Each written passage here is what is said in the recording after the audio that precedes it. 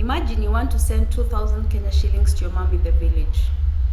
You fold the notes, put them in an envelope, write her name on it, and then hand it over to a matatu driver who you've never met and pray. That was normal life before 2007. Hey family, welcome to EmilTech 254. My name is Emily, and this is the first episode of the biggest series that we'll ever do in this channel, the Mpesa revolution. We're about to tell you how one text message will change how Africa operates forever. And today I want to take you way back to when Kenya needed a revolution. Back in the days, if you lived in Nairobi and you wanted to send money back to Shags, these were the four options. Option number one, you take a bus at night and take that money to them yourself. Option number two, take the money, put it in an envelope, write the name of the recipient and give it to a matatu driver. And in this case, if the matatu driver disappeared with the money or the matatu got robbed on its way to the destination, you lost the money forever. Number three is you queue for long to get money orders at the post office. And number four is the Western Union way. That was life. And just the other day, I boarded a matatu on my way from where I live to town. And on the way, I saw the driver counting money. See, the way they used to count money, they lick the finger and continue counting the money. And he was separating the notes, the 500, the 1,000, the 200 shillings, the 100. And I was amazed. I asked myself, the children that are being born right now, will they ever know the smell of money, the smell of cash? You see that smell that is the dust mixed with the sweat because everyone has touched it. I felt two things at the same time. I felt grateful and I felt a little bit scared. I felt grateful because we've come a long way. I felt grateful because we've come a long way in as much as financial technology is concerned. That is fintech.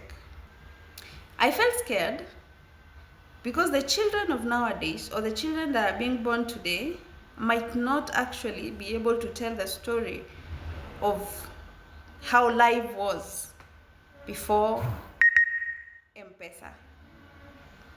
And that's the reason as to why we're bringing Mpesa revolution to you. From the first episode to the 10th episode, we want to talk about first how life was before Mpesa and how Mpesa changed the life that we live today. Now let's talk about this. In 2000, we had 1 million lines.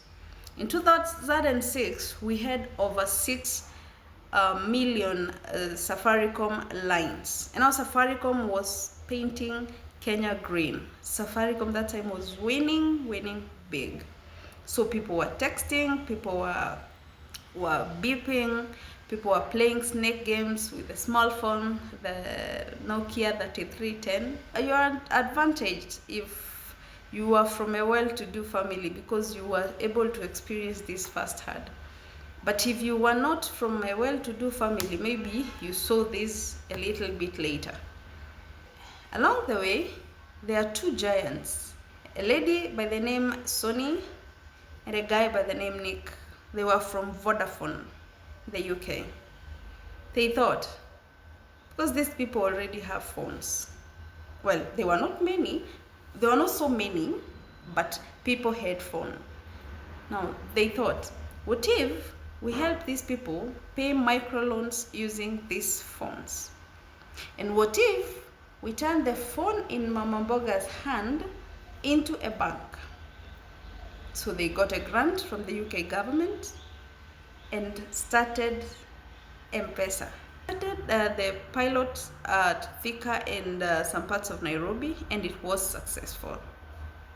So actually, one lady sent money to Mombasa and cried in the bus because the money arrived before the bus could. So that was real magic.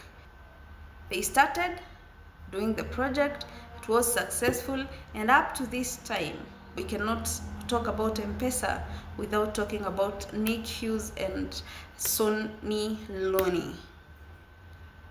Now, life was tough back then. Robberies, money was heavy, actually. Money was heavy. Money was clunky. You can say money posed so many threats. The robberies, I heard of stories. People used to be robbed when they were coming from the bank.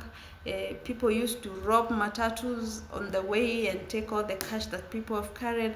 People used to break into houses and take the small things that they could get be under the bed, or some would even search for money under the mattress, the socks.